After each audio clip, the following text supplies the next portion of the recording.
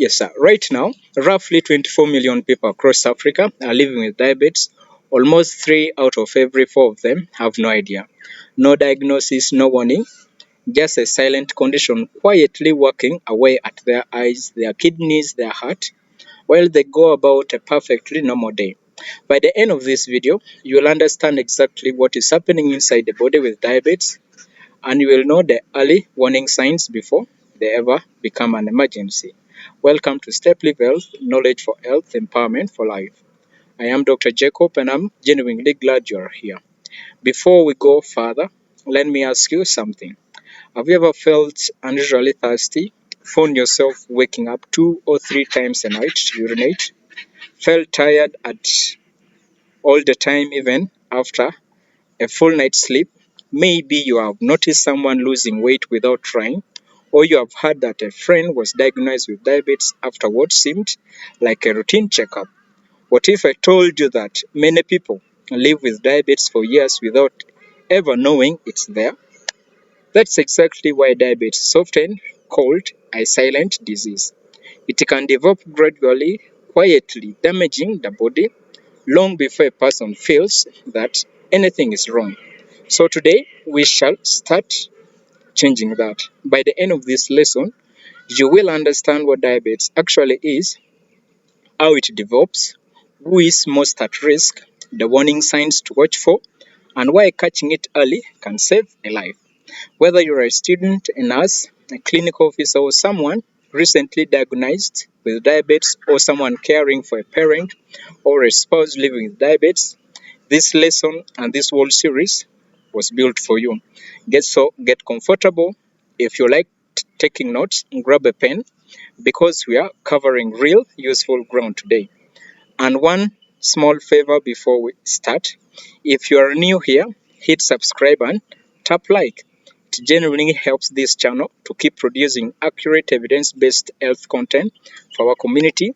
And if a question comes to your mind while you're watching, drop it in the comments. I'll read everyone. So let's start with why this conversation matters right now more than ever. For a long time, diabetes was seen as a disease of wealthy nations, something that happened in Europe or America, not here in Africa. That is simply no longer true. According to the International Diabetes Federation's most recent diabetes atlas, an estimated 24.6 million adults in Africa were living with diabetes in 2024, and if nothing changes, the number is projected to climb to 60 million by 2050. That is an increase of over 142%, the fastest projected rise of any region in the entire world. And here is the part that should really get your attention. Across our continent, close to 3 out of every 4 people living with diabetes don't know it. They are undiagnosed, which means the disease is already at work, sometimes for years before anyone notices. And by the time many people find out, it is it isn't through a routine checkup. It is because of a complication like blood vision, kidney failure, a heart attack, a stroke, or a wound on the foot that simply refuses to heal. Every one of these complications traces back to the same root cause. Years of blood sugar sitting too high, quietly damaging blood vessels and nerves from the inside. Now, here is the hopeful part, and I want you to hold on to it. Most of these complications are preventable. Early diagnosis, the right lifestyle choices, and proper treatment can delay them or stop them from happening at all. That is exactly why this series exists, and exactly why the next couple of minutes are worth your full attention. So let's answer the most important question of the day. What exactly is diabetes? In simple terms, diabetes is a long-term condition in which the amount of sugar, also called glucose, in the blood becomes higher than normal because the body cannot use it properly. That definition sounds simple enough, but to really understand diabetes, we first need to understand how the body normally handles sugar. Don't worry, I am going to explain this in the simplest way possible using a picture you will never forget. So imagine that your body is a busy city, and every house in that city represents one cell of your body's,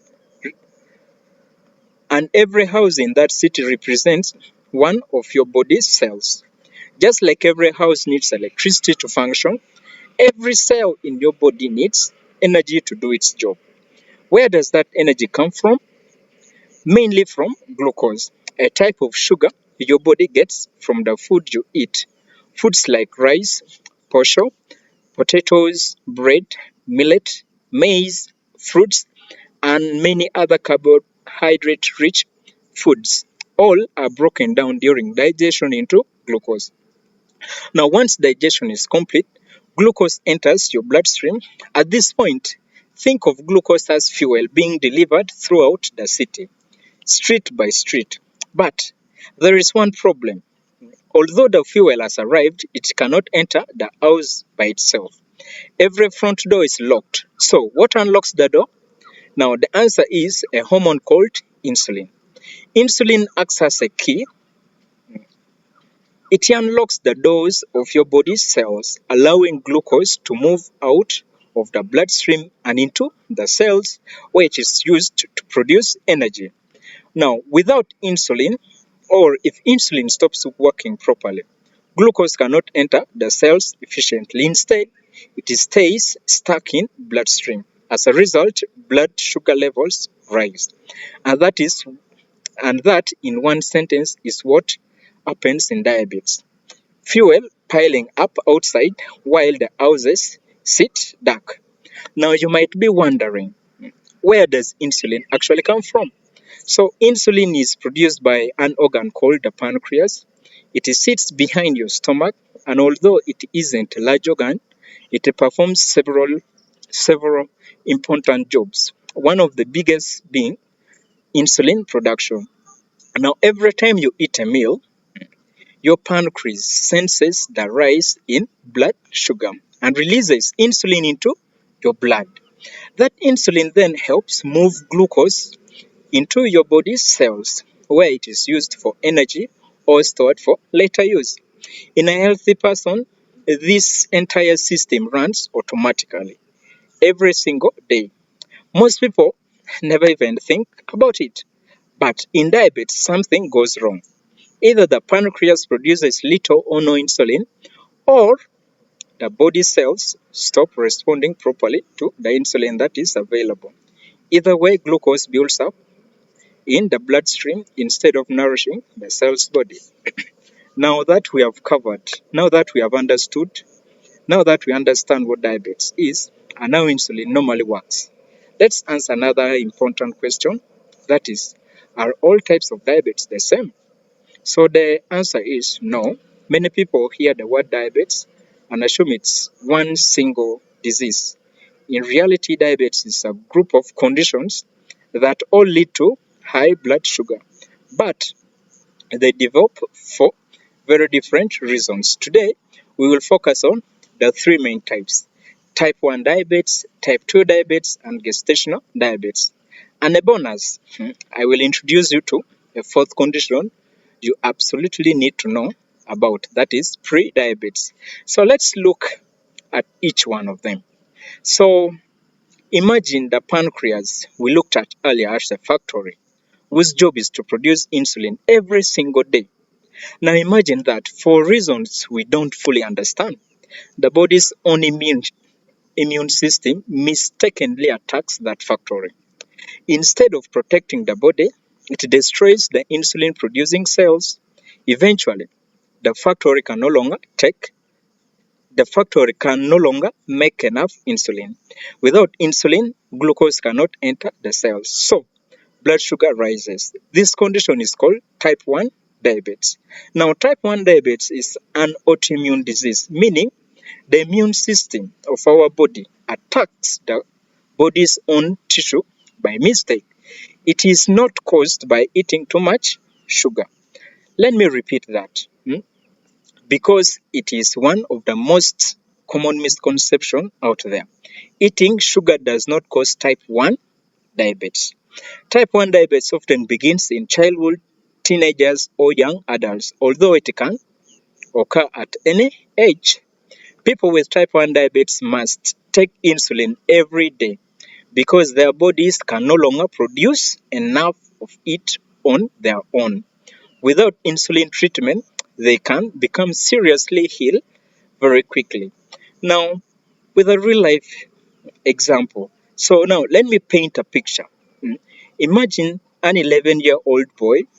Over several weeks, he becomes unusually thirsty, drinking water constantly. He starts urinating frequently, even wetting the bed after years of not doing so. Despite eating well, he begins losing weight. His parents assume it is worms or some other common childhood illness. When he finally reaches the hospital, his blood his blood sugar is extremely high. He's diagnosed with type 1 diabetes. When he finally reaches the hospital, his blood sugar is extremely high. He's diagnosed with type 1 diabetes. From that day onward, insulin becomes an essential, non-negotiable part of his daily life. This story is a reminder of why early recognition matters so much for children, especially whose symptoms are often mistaken for something else. Now, let's move to the most commonest form of diabetes by far. That is type 2 diabetes, which accounts for the vast majority of diabetes cases worldwide. Unlike type 1 diabetes, the pancreas usually still produces insulin, especially in the early stages. So, what happens? So, what's the problem? Think of insulin as a key. In type 2 diabetes, the key is still there, but the lock has become rusty. The body cells no longer respond to insulin as well as the body cells no longer respond to insulin as well as they should. This is called insulin resistance. To compensate, the pancreas works harder and harder, producing more and more insulin. For a while, this keeps blood sugar under control, but eventually the pancreas becomes exhausted. It can no longer keep up with the body's needs and blood sugar begins to rise. That is how type 2 diabetes develops. Not overnight, but gradually, often over many couple of years. Several factors raise the risk. Being overweight or obese adds extra strain on how the body handles insulin. Having a close family member with diabetes raises your own genetic risk. Physically, physical inactivity means muscles which normally soak up a lot of glucose use far less of it. A diet high in refined carbohydrates, sugary drinks, and ultra processed foods keeps blood sugar spiking more often than the body can comfortably manage. Increasing age plays a role, as does high blood pressure, high cholesterol, and a personal history of gestational diabetes. So, here is something very important though. Having risk factors does not guarantee that someone will develop diabetes. And likewise, someone without any obvious risk factors can still develop diabetes. That is type 2 diabetes. That, that unpredictability is exactly why regular health checkups are very important. They catch what a mirror never could reflect. So, across Africa, we are seeing more cases of type 2 diabetes than ever before. Why? Several factors are converging at once. More people now live in towns and cities rather than rural areas, which usually means less daily physical activity. Processed foods and sugary drinks have become far more available and affordable. At the same time, people are living longer, and age itself is a risk factor. As lifestyle shift, the burden of diabetes shifts right along with them. This is exactly why prevention matters more than it ever has before, and why a video like this one is worth sharing with someone whose lifestyle has changed the way we have just described. Now, let's talk about the third major type, that is gestational diabetes. Now, gestational diabetes occurs during pregnancy. Some women who have never had diabetes before develop high blood sugar while pregnant. This happens because pregnancy hormones can make the body less responsive to insulin, essentially adding rust to the lock temporarily.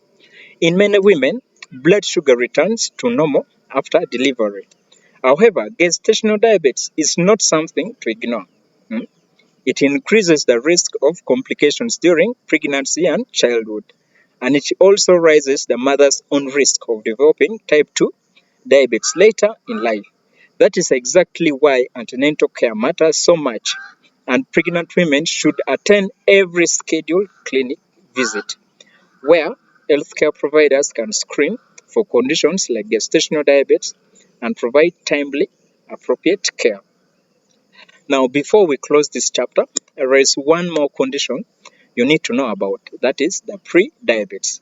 So, pre-diabetes means blood sugar levels are higher than normal, but not yet high enough to be diagnosed as diabetes. Think of it as a warning light on a car's dashboard. The engine hasn't failed, but it's telling you something needs attention now, while there is still time to act.